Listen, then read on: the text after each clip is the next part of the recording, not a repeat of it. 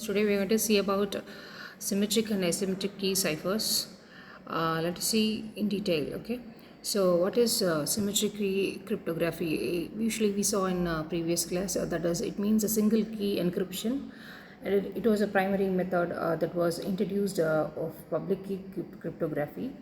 And let us see what are the techniques that is used in symmetric key cryptography. So one is your substitution techniques, and the next one is your transposition techniques. So what is substitution techniques?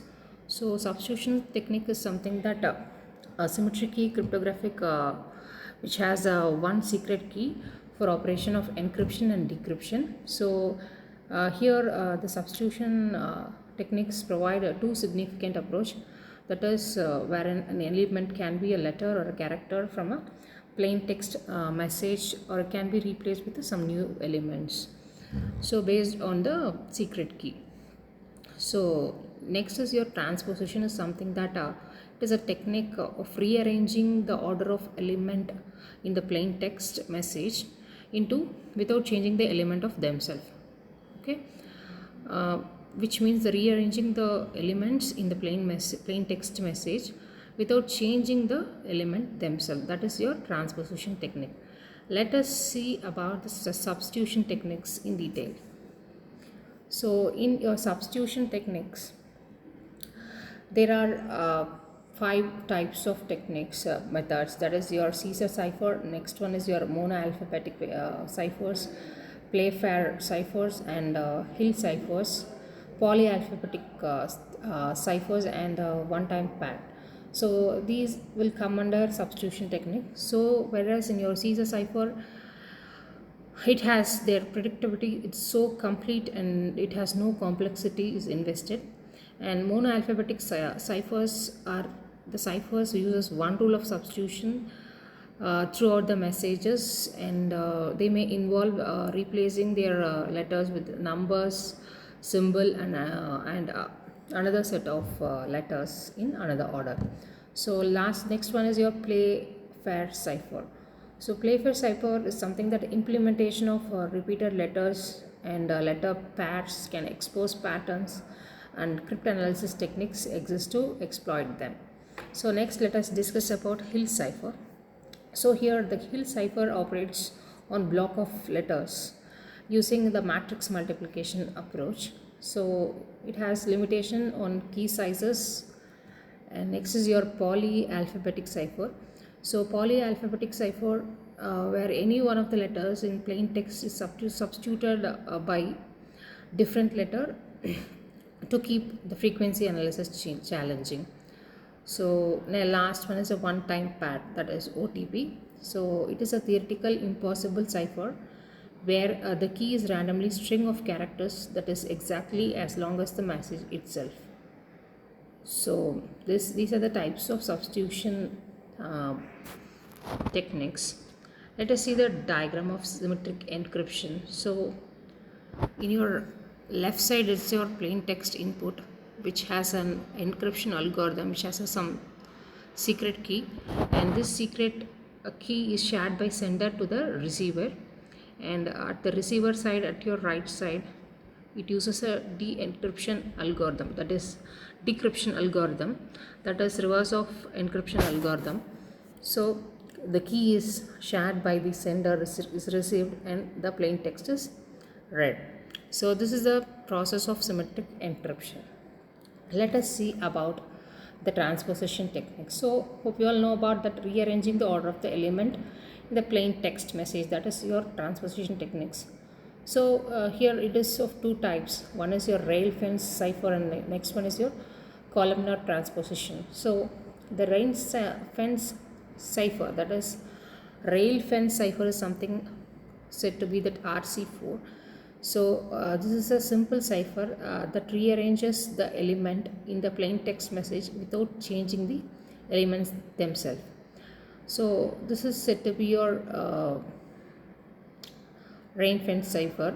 Here the plain text message a zigzag pattern with the different components. It is written in the rows, that is said to be your in the form of rail of an imaginary fence.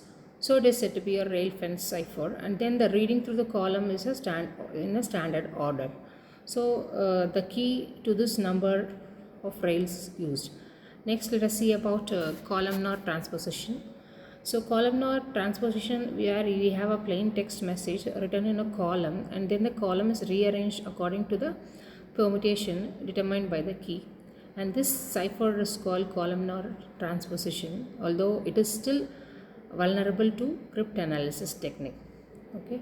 Next, let us see the types of symmetric cryptography. One is your stream cipher, and next one is your block cipher. So stream cipher is something that the encryption process begins with a stream cipher, that is a pseudo random key streams made up of an encryption key, and the unique randomly generated number is known as nonce. So the results of random stream of bits corresponding to the length of ordinary plain text. So the ordinary plain text is next is decrypted into single bits.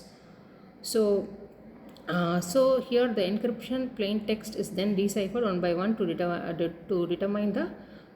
the encrypted plain text at the receiver end.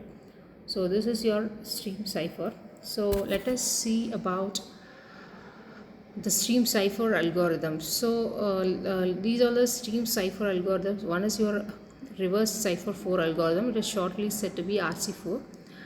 So here the initial appeal of RC4 came from its efficient design and capability to handle variable length of data streams. So its current status of this algorithm is it is identified as a weakness. So RC4 is no longer considered secured in most applications.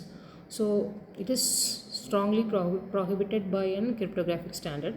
Next is your SALSA 20. So here the SALSA 20 is a fast and efficient, simple and elegant design. So here the security offers against known attack. Okay, so here the SALSA 20 serves as a building block of cryptographic protocols, and the current status of this algorithm is very widely used and well respected stream cipher, and it is mainly used in various applications where performance and security is balanced. So in many applications they prefer a SALSA 20 algorithm. And next one is your grain 128.